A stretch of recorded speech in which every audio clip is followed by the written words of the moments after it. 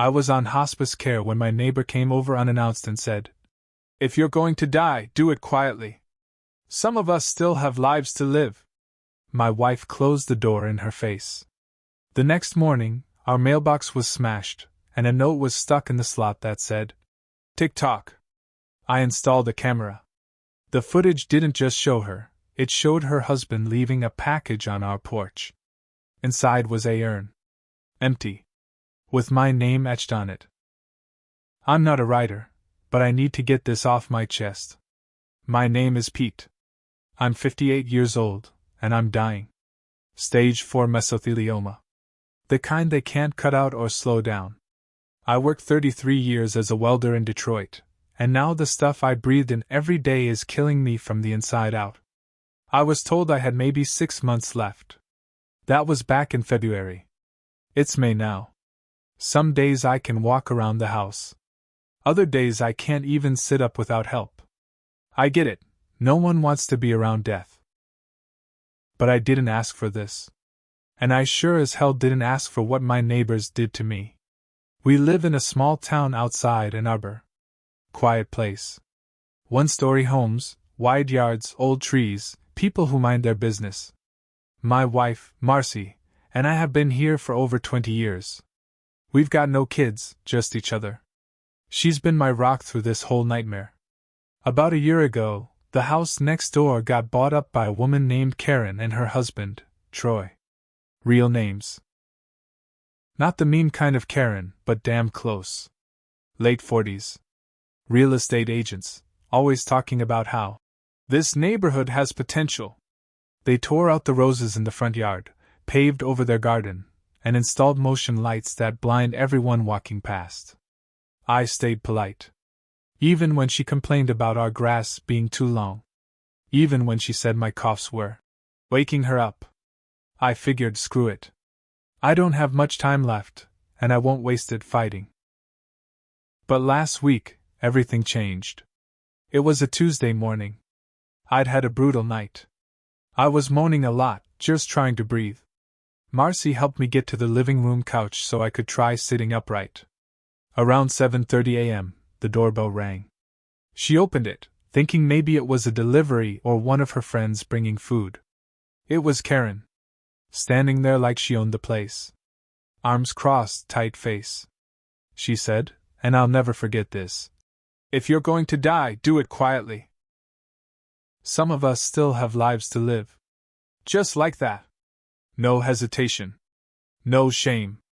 Marcy didn't say a word. She just slammed the door so hard it rattled the hallway mirror. Then she walked into the kitchen and cried. I couldn't even hold her. I was too weak. The next morning, I went out to get the mail and saw our mailbox smashed. Not bent. Not dented. Obliterated. Like someone took a bat to it. Pieces were everywhere. And jammed into the mail slot on our front door was a crumpled piece of paper. It said, Tock. That was it. No name. No return address. Just that. Something broke inside me. I don't know what it was. Maybe it was the thought that they saw me as some nuisance, not a dying man. Maybe it was that I couldn't fight back the way I used to. But I swore I wasn't going out like this. I took what was left of my savings, about $3,000, and bought security cameras. Not the cheap ones either. I got motion sensors, night vision, cloud backups. Installed them myself, even though it nearly killed me. I had to rest for hours after mounting each one. 3 nights later they came. 2:14 a.m. motion alert. I was already awake. Pain never lets me sleep long. I grabbed my phone and opened the camera app. Troy. Their smug, khaki-wearing husband. Creeping up our porch, holding a cardboard box. He didn't knock. Didn't ring.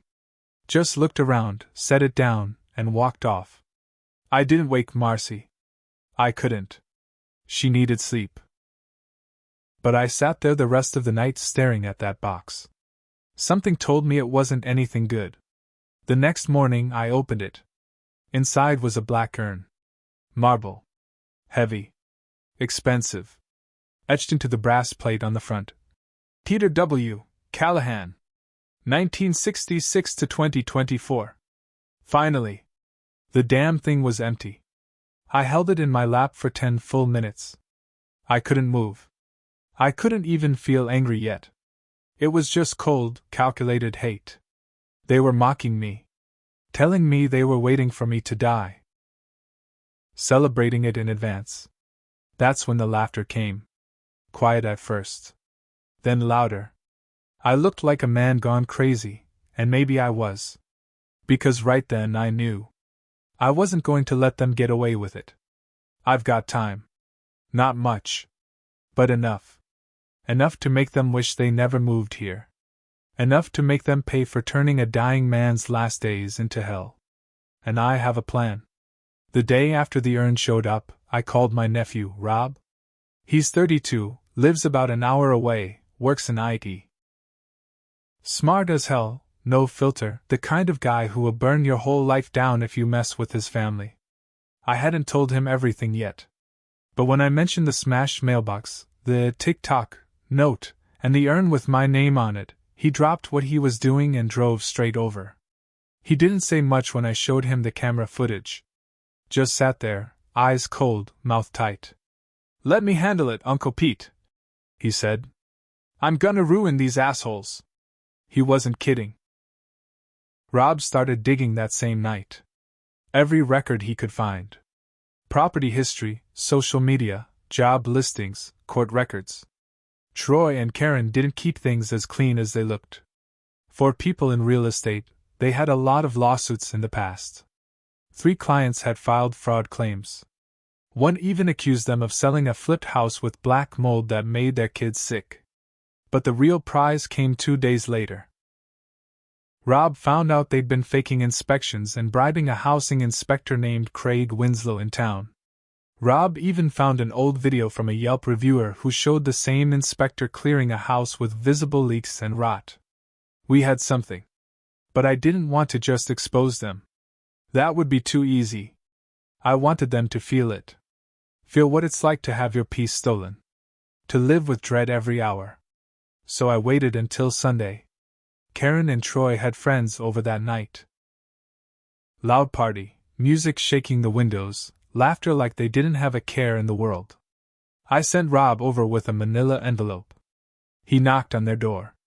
Karen answered, already annoyed. I watched from the living room window.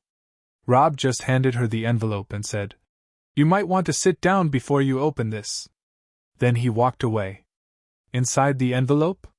Still shots from the security camera footage showing Troy placing the urn on our porch.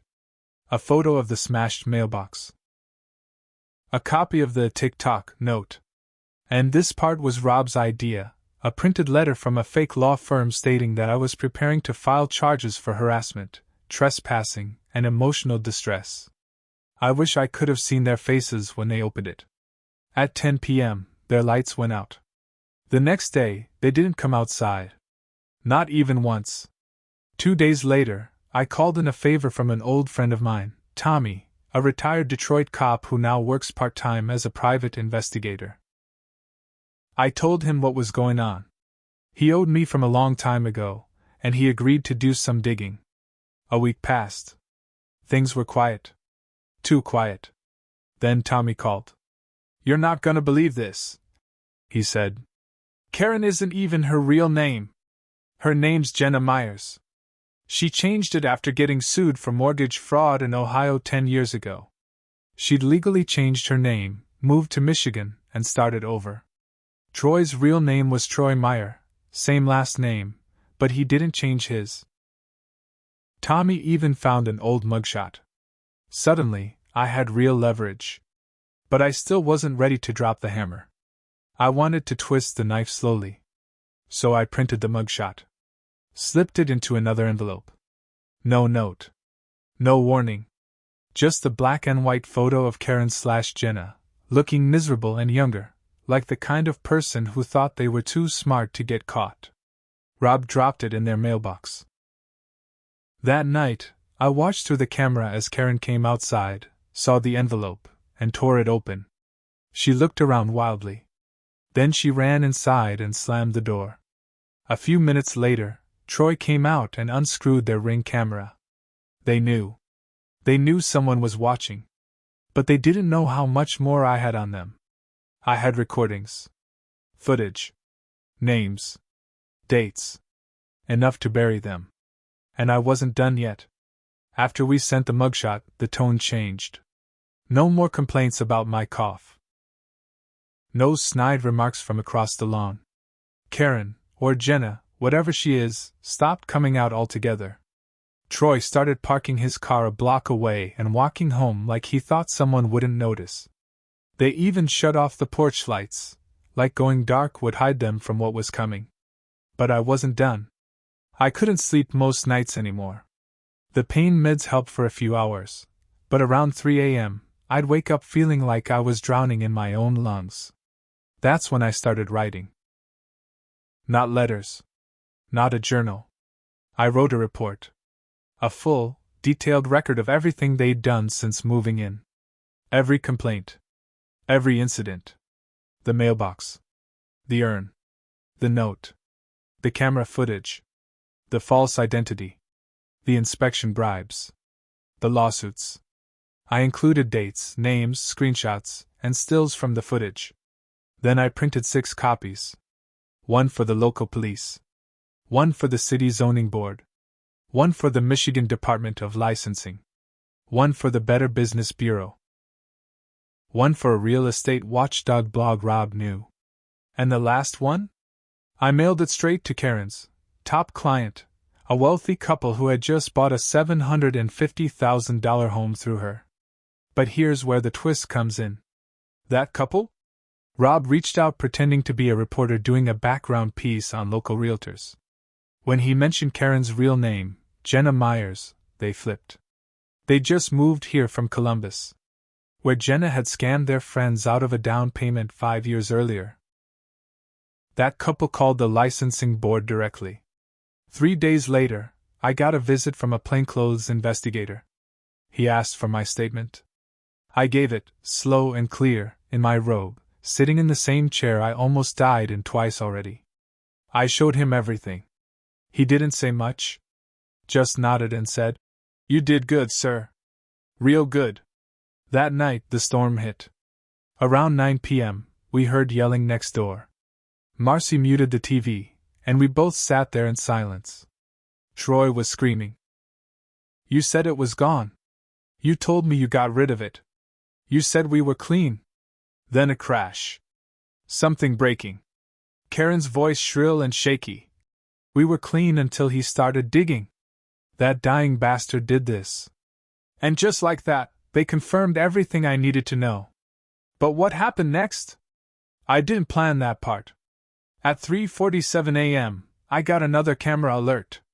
This time, it wasn't Troy. It was Karen. She was barefoot. Sweating. Carrying something. She crept onto my porch like a rat, looking over her shoulder every 2 seconds. She set something down, turned to leave, then hesitated and looked up at the camera, dead into the lens. She smiled. Then walked away. I waited until sunrise to open it. Marcy begged me not to touch it, but I had to see. Inside was a second urn. This one white. The plate said, "Marcy Callahan, 1969 to 2024. Soon." Marcy saw it and burst into tears. That's when I snapped. I picked up the phone and called the investigator. Told him everything. Told him if they didn't move on this now, I'd take it to the local news, the state board, and every social platform I could find. He told me they were already moving. But I didn't want promises. I wanted action. I wanted blood. I didn't wait for the law to do the right thing. I lived long enough to know justice doesn't always show up on time. But fear? Fear works fast. The day after that second urn showed up, with my wife's name on it, I drove myself down to the police station. I hadn't driven in a month. Marcy screamed at me not to go, but I couldn't sit still anymore. I needed to look someone in the eye. I brought a USB stick with all the footage. Photos. Screenshots. The mugshot. The fake name. The bribes. Everything Rob and I had found. I told the officer. I'm dying. You probably hear that from people all the time. But this time it's real. I've got months, maybe weeks. I'm not asking for pity. I'm asking for protection. I'm asking you to stop a couple of sick people before they do something worse. He nodded, tight-lipped, and told me to wait. 15 minutes later, I was sitting with a detective and 2 officials from the Michigan Real Estate Commission. They'd been building a case. Seems I wasn't the only one who'd filed a complaint. The couple Rob contacted? They had money. Lawyers. Power. And they had no problem throwing all of that behind exposing Karen and Troy for what they were. 3 days later, Karen's license was suspended. Troy's too. But that wasn't enough. I leaked everything. All the footage. The fake names. The threats. The urns. To a real estate news blog, to a popular local Facebook group, even Reddit. Rob helped me post it everywhere. People were furious. Clients backed out. Neighbors were disgusted. One of their past clients went to the media, sharing their own horror story. But what really sealed it? That same day, zoning inspectors, armed with search warrants, showed up at their house. They found forged documents, cash bribes, and a pile of unsigned inspection reports in their garage. Sloppy work. Sloppy people. Caught. Troy was arrested that night. Karen tried to leave town the next morning. But she didn't get far. She was picked up in Toledo, trying to cross into Ohio using a fake ID. I watched it on the news. Marcy and I sat in the living room, holding hands. The headline at the bottom of the screen. Couple accused of real estate fraud, harassment, and threatening a hospice patient arrested. I felt something I hadn't felt in months. Peace. They were facing a laundry list of charges: fraud, harassment, witness intimidation, tampering with mail, using false documents. I got a visit from the prosecutor. He thanked me. Told me the camera footage and the written logs were rock solid. Said I could have been a detective in another life. I told him. I just didn't want to die scared. I wish I could tell you everything's perfect now. It's not. The cancer's still eating at me.